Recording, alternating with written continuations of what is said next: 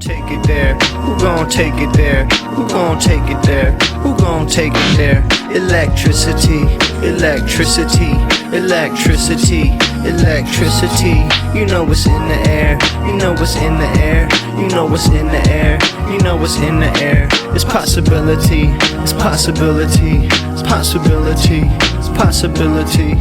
So Cenk Uygur, owner and chief executive of the Young Turks political news network, supposedly left-wing commentator, unabashedly left-wing commentator up until recently, when that's been a little bit more up to interpretation, but still a fixture of left-wing politics and the left-wing political space for quite a long time now. He has announced his new PAC that he's launching. He's launching a super PAC, which is a political organization that is aimed at funding various candidates to help them win elections.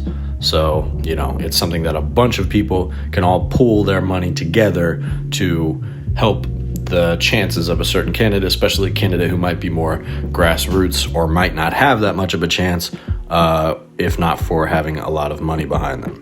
This PAC is called Rebellion PAC, and Cenk's stated goal with this PAC is to replace the Democratic establishment with a more populist wave of politicians. He wants to take over the Democratic Party with populism. Okay, so that's the goal here. We already sort of knew this. He had mentioned a political PAC in the past, in some like audio that came out, something that he was talking to his subscribers about, like his members or whatever. So it wasn't a secret, but what exactly the plan was has not been clear until now. And he has laid out this whole strategy in terms of how they think they're going to elect populist politicians that will take back power from the Democratic establishment. So this is a little bit different from what I originally thought this project would be. I mean, the way he was kind of loosely floating it before was more like, it sounded like kind of a centrist party almost, or a centrist super PAC that he wanted to do, something that would combine the efforts of Republicans and Democrats who are supposedly populist, and I guess people who aren't members of either party, and, you know, try to achieve some populist goals through that. So my criticism of that in the past has been that that is doomed to fail because Republican, quote-unquote, populists do not want the same thing as other people that you're talking about when you refer to populists. The people in the Republican Party, Republican voters, Trump voters, who are opposed to the Republican establishment, they're the type who think that, like, you know, Republicans aren't racist enough. The Steve Bannon wing of populism is aimed at things like that, and things like, you know, Jews controlling the media and globalism and that sort of thing. So that's what they're referring to in terms of populism. And the Bernie Sanders wing of populism, the Bernie Sanders brand of populism, is much different from that. And it's a correct assessment that there are people who supported Bernie Sanders who have drifted to the right ever since. But the strategy of trying to win voters like that back, first of all, assuming that that's a large enough amount of people that you can successfully win an election by targeting them, but also the idea that these are loose voters who are going to be convinced if you just make the right noises on the economy, if you say the right things in terms of what you're going to do economically, even with some credibility, that's enough to win back these voters. And that is the strategy that was tried in this last election. That was exactly Kamala Harris's strategy, to appeal to people who were more in the center, people who were willing to vote for Republicans, but supposedly just wanted Democrats to be talking about bread and butter issues, not social issues like trans people in sports and that sort of thing, but instead, you know, talking about things like housing, and doing it in a way that was supposedly inclusive to Republicans. That did not work. It did not work. The reason is because it's not a coherent message. However, this strategy is a little bit different from that. And so that's what I'm going to go over here. I'm not going to play any clips of Cenk talking about it. You can go watch his video talking about what his plan is if you want to do that. I'm going to represent his plan as fairly as possible. I'm not going to slam him out the gate. We're going to get to some of the problems about it later, but I'm going to give you, a fair recounting of what this plan is, and so everyone can make up their mind for themselves. And I do think there's some interesting things about this plan, but predictably, it seems like Cenk has not set this project up for success. So essentially, Cenk's plan is to use 6 issues, right? 6 must-pass bills. And these are economics-focused bills. And he basically wants candidates to be a part of this super PAC, a part of this coalition that are willing to get on board with these 6 policies. And so that is the most important thing, is that they agree to these 6 policies and they follow through on those 6 policies. And he says there has to be a system of accountability, which Justice Democrats did not have. So in other words, people could utilize Justice Democrats to get elected and then change their tune or do things that Justice Democrats isn't in support of.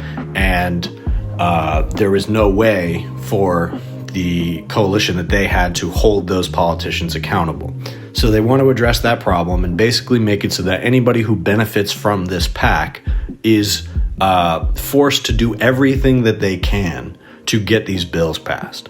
And that was a big part of what Cenk's rhetoric was focused on, is that, Democrats get elected on certain issues like, raising the minimum wage and other economic issues like that. Healthcare, Biden said he was going to do a public option on healthcare, never even mentioned it again. And so they get elected on these issues and then they don't do anything about it. They make excuses. They get chicken shit at the finish line and they don't pull it off. Whatever happens, they let Manchin and Sinema come in and trash the whole deal. And so Cenk is trying to basically create a system of getting these candidates elected, and we are talking about Democrats, that is going to, keep them held accountable to those same positions and make sure that those bills get passed. That's the point here, is to create a coalition that is focused around getting these specific bills passed. And he says that, more things can be added to the agenda in the future, but that they need to focus on these bills. And like I said, we're talking about Democrats here. So that's a key distinction between this and the way Cenk has been talking recently, and so sort of what I thought this project might be, which was, something that combines, right, like trying to make an equal pitch to Democrats and Republicans. And that is where I think the whole populism versus establishment framework fails, because when you're talking about left wing and right wing, those two sides of the coin are not talking about the same establishment. They mean different things when you're talking about establishment. So it's not a good way to organize people.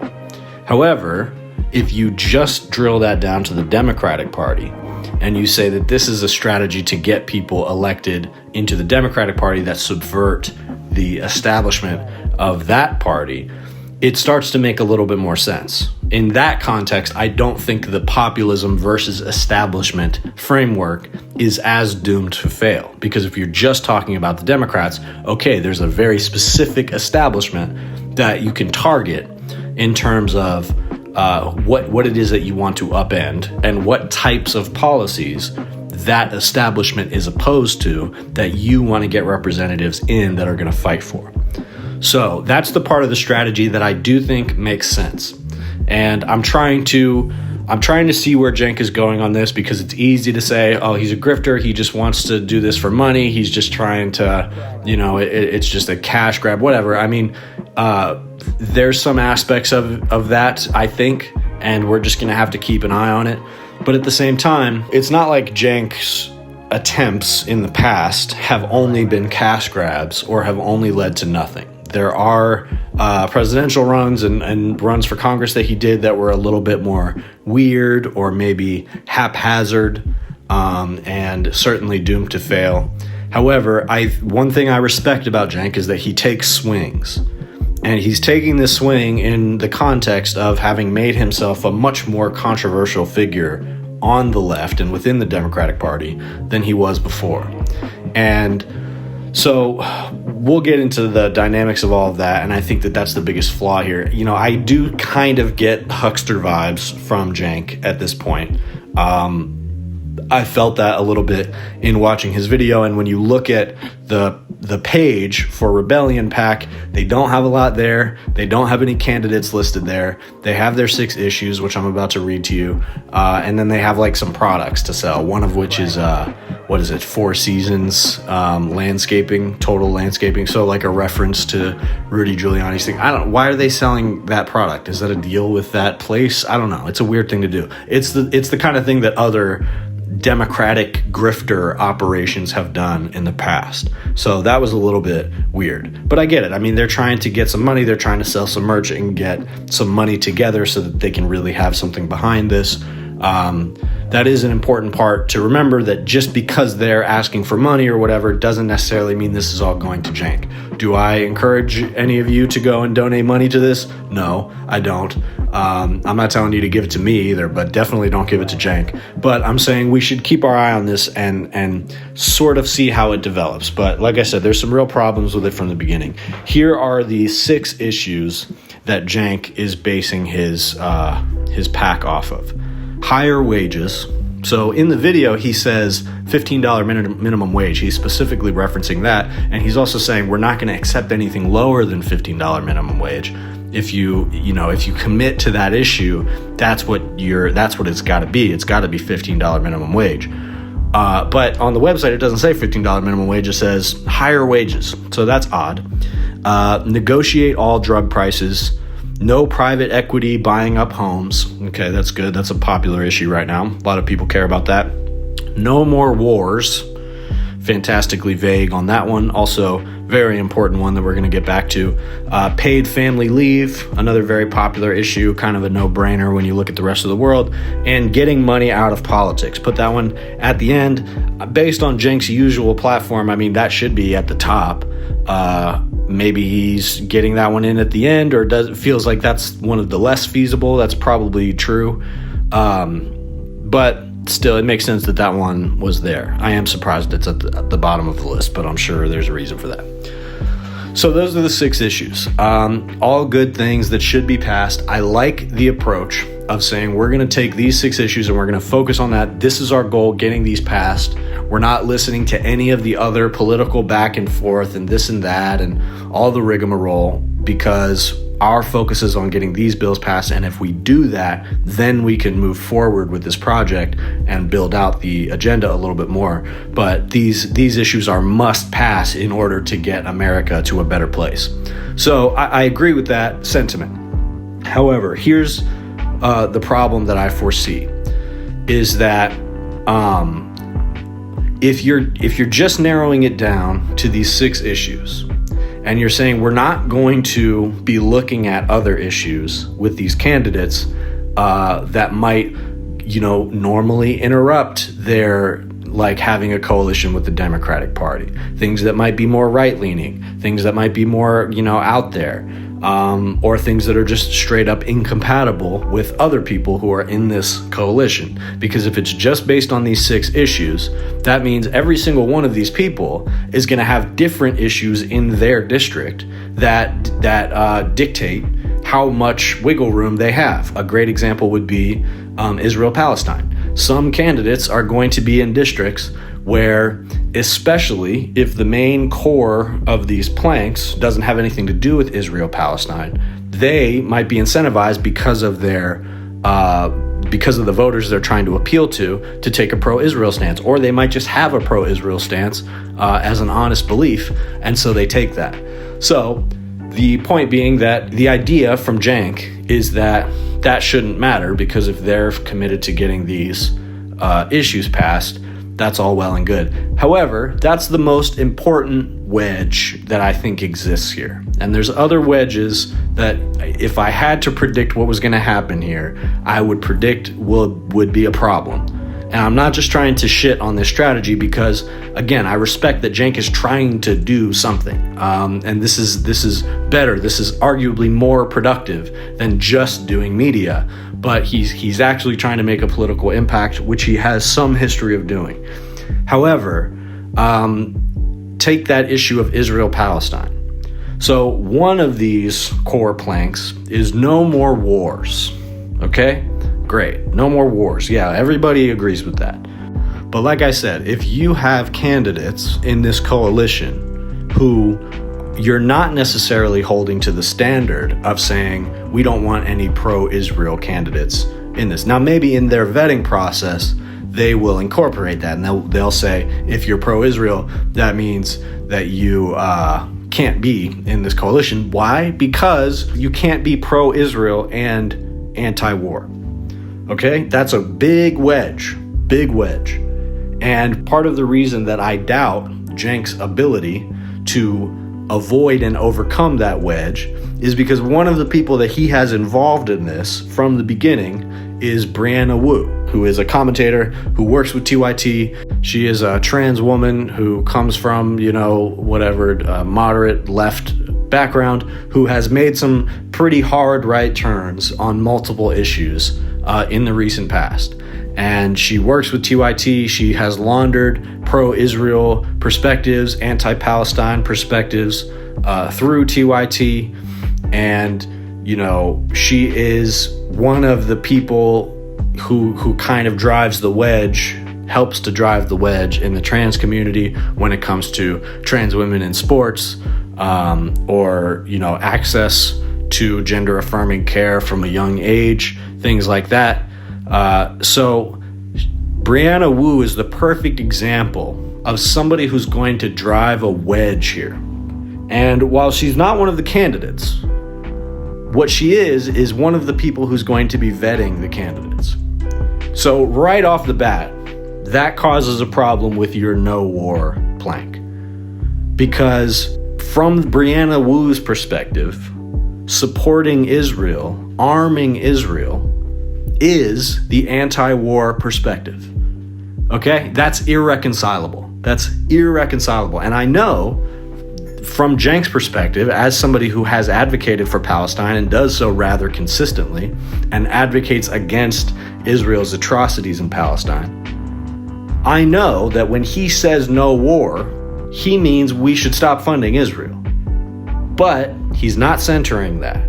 He's saying no more wars and working with this person who certainly is going to let pro-Zionist candidates in through the door. And so when it comes to trying to pass some bill, I don't even know how you get the bill no more wars passed. That's not really a bill that you can pass. It would be a bad idea, actually, to pass a bill that says we're never going to go to war with anybody. But right there, a wedge emerges. And so part of the problem with just focusing on these 6 issues and abandoning the idea of having a broad standard of what is expected from a progressive candidate is that some of these social issues that you view as expendable in the interest of getting economic issues passed are inextricably tied with those economic issues, and it's going to stop you from getting anything done. Another example, this is a little bit more of a stretch, but let's take paid family leave, right? So, or the child tax credit, right? Something for families.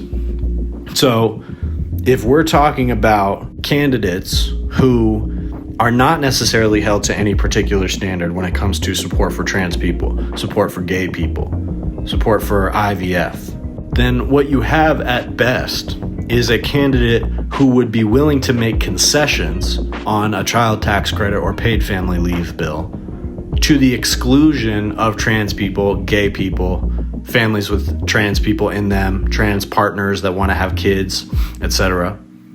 So if you have a candidate who's willing to make those concessions, then that candidate can be a tool of the right wing, the side that wants to stop these bills from being passed at all, which includes people within the Democratic Party. So all I'm saying is that these things can and will be used as wedges.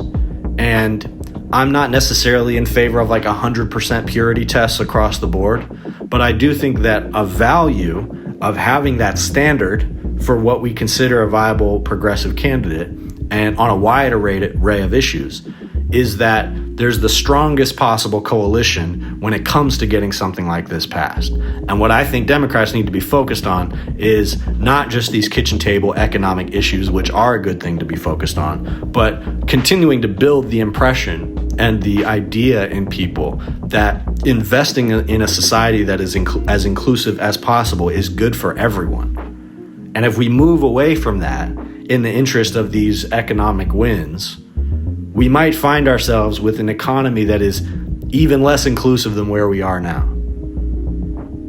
And that's just as a function of these candidates that you're relying on getting this stuff passed.